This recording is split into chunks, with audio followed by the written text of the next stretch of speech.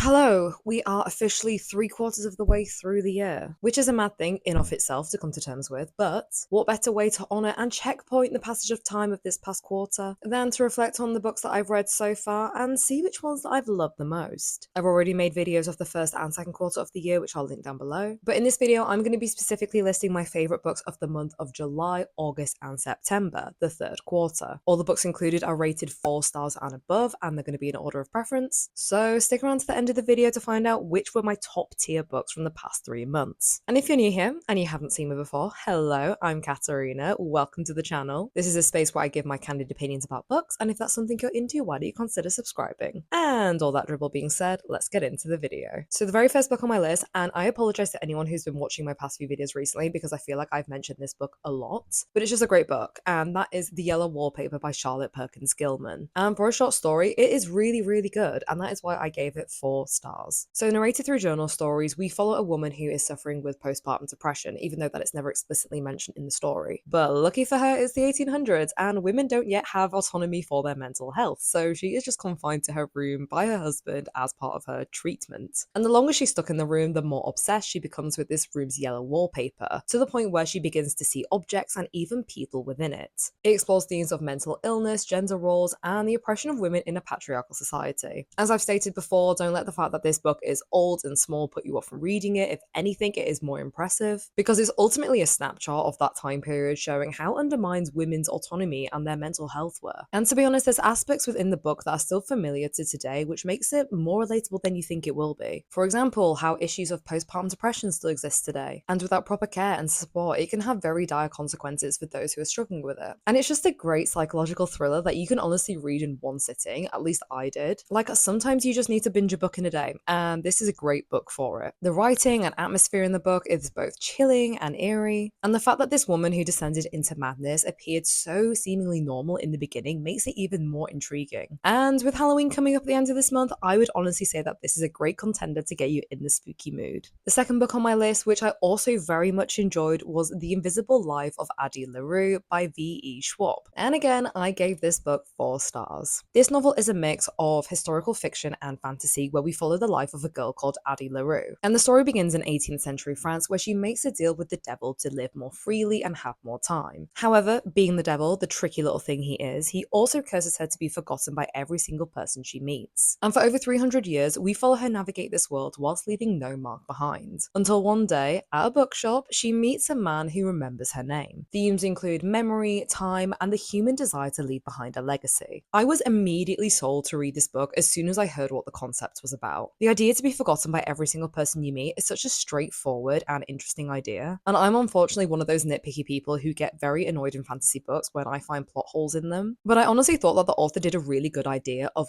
answering all the technical questions of how this would actually come about, so fair play to her. I felt like the character herself was also really richly developed and I related to her, so I got really invested in her as the book went on. And because she is alive for so long, I also really rated how the author mixed in actual historical events and arts that happened in real life into the story. It honestly just gave like a whole new layer to the novel because it felt like she was actually there experiencing these eras, even though it's fiction. And I honestly love the ending. I honestly thought that that was like the best scenario that could have happened given the circumstances. Plus, I know this might be a weird opinion, but I actually really like the dynamic between her and the devil. I honestly just thought it was kind of realistic and also a little bit hot. Oh, Katerina, we need to stop pining over toxic men. But overall, a really great book, and I like that it was a standalone piece in fantasy and not like part of a series. Sometimes you just need one book, and this hit the spot for that. Moving swiftly on from toxic men, the third book on my list was also very fantastic, and that was Shuggie, Bain by Douglas Stuart. And I gave this book 4.5 stars. This novel is set in 1980s Glasgow, and we follow the life of a young boy called Shuggie Bain and his everyday life living with his alcoholic mother. And whilst they struggle to live in a city that's rife with poverty and unemployment due to the consequences of Margaret Thatcher's reign, we also follow his mother's intense drinking problem as she attempts to find dignity and hope in a very bleak environment. But we also follow Shuggie with his love and loyalty to his mother despite the chaos that it causes. So trigger warning, this book is thick with themes in addiction, social class, and also sexuality. This book was oh so fantastic, but also oh so heartbreaking. The way this book explores the circumstances and effects of alcoholism is very eye-opening and also admirable. It captures this trauma and abuse that can come from addiction in a very sensitive and respectful way, but without being cliche. The author himself actually lost his own mother to alcoholism when he was 16, and you can feel this heaviness of this grief throughout the book. Because it's written with so much nuance and descriptive detail that I feel like only someone who has experienced loving someone with addiction issues can fully articulate. Because I felt like it was such a real and honest look about how never-ending the issues with addiction can be, how every single day can feel like a battle. But even with the addiction aside, I was just very impressed with the writing in general of this novel. This sounds really weird, but I felt like this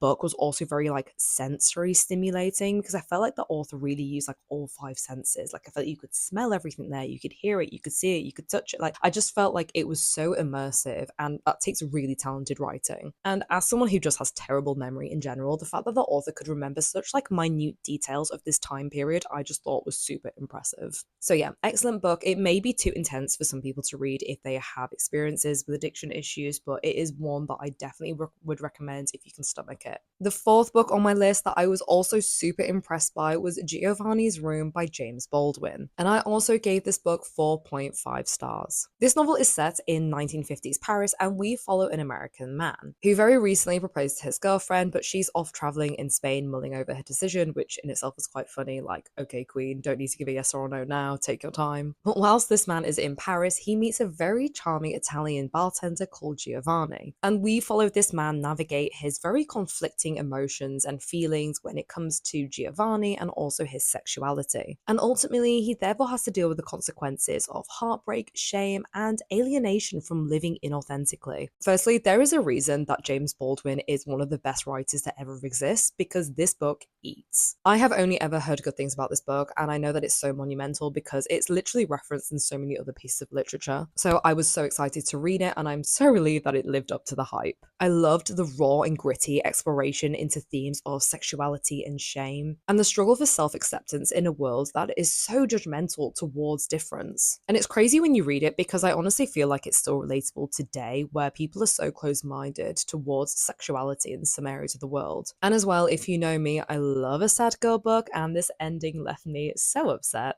But it was a good ending, because in terms of plot, I did not see it coming, but after I finished it, I was like, yeah, no, that was actually a really good way to end the book. It also just had very lyrical and beautiful prose, as well as very complex and real characters. And they're the sort of characters that you kind of hate, but you still like low-key root for them. And I feel like it's such a talent to be able to write characters in this way. So overall, excellent book for a classic. Definitely recommend you read it. And I am 100% going to be picking up more of James Baldwin's work after reading this. Alrighty, we're halfway there. And the fifth book on my list that I read that I absolutely loved this past quarter was Foster by Claire Keegan. And I actually gave this book 5 stars. This is also a short book. It's a novella, and it's set in rural Ireland during the 1980s, and we follow a young girl during a summer. And she is sent to live with foster parents who are a childless couple that own a farm, because her own parents are struggling financially and they just can't afford to look after her there and then. However, her foster parents treat her with this new type of care and compassion that she's never experienced. This story explores complex family relationships and the search for identity and belonging. I really admired the overall messaging in this book that familial love can come outside your biological family. And for me personally, this is such a fresh perspective on foster care, because I've only ever really seen foster care portrayed in a bad light in the media. I also found the author so incredibly talented to write the point of view from a child so well, where everything feels very innocent, but also there's this slight layer of confusion around you because you can't really grasp everything that's happening. And in that, also capturing the complex dark side that can come with family life. And because the novella had really amazing writing and complex characters from the start, I was just immediately drawn in. And I think this was another book that I literally just finished in one sitting, because not only is it short, it is just so good. To write such a small book that is so heavy in emotion and captures the nuances of the human condition so well is honestly just so rare to come across, so that's why it's on my list for one of the best books I've read this past quarter.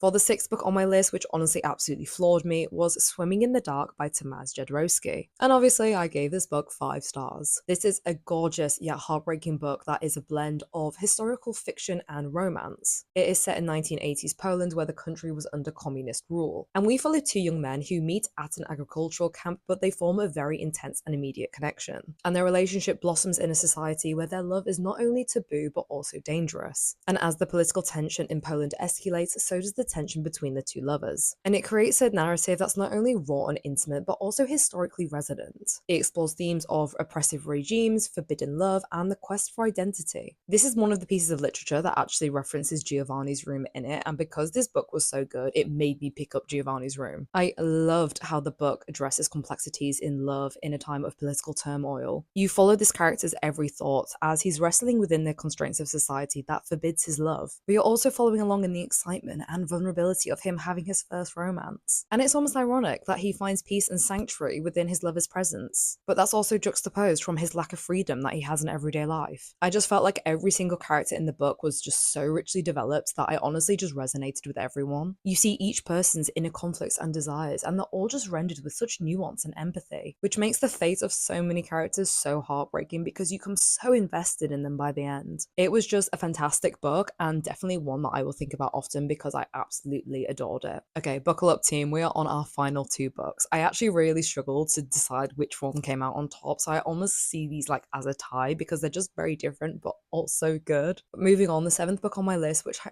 absolutely adored, was The Days of Abandonment by Elena Ferrante. And shock, I gave this book 5 stars. In this book, the story unfolds within the confinement of an apartment in Italy, where our protagonist faces the current departure of her husband, and she's left to grapple with the intense and disorientating emotions of being abandoned. And the book delves into her psychological descent as she attempts to maintain normalcy for her children whilst also wrestling having an identity crisis. The narrative is a raw and visceral depiction of a woman's struggle, and it's an examination of the complexities of love, motherhood, and the descending madness that looms over the Forsaken. Now, if you love an unhinged woman, boy is this book for you. The way you see this woman's identity collapse from the inside out is honestly unbelievable. It has such psychological depth because you honestly just feel like you're in this woman's shoes, because it feels like you yourself are going through all these various emotions of betrayal, resilience, and the process of self-reclamation. It's just so raw and unapologetically blunt of just the messiness that's happening in this woman's life. And I honestly would say that this book is profoundly relatable to anyone that has experienced loss, and it is extremely relatable if you've been broken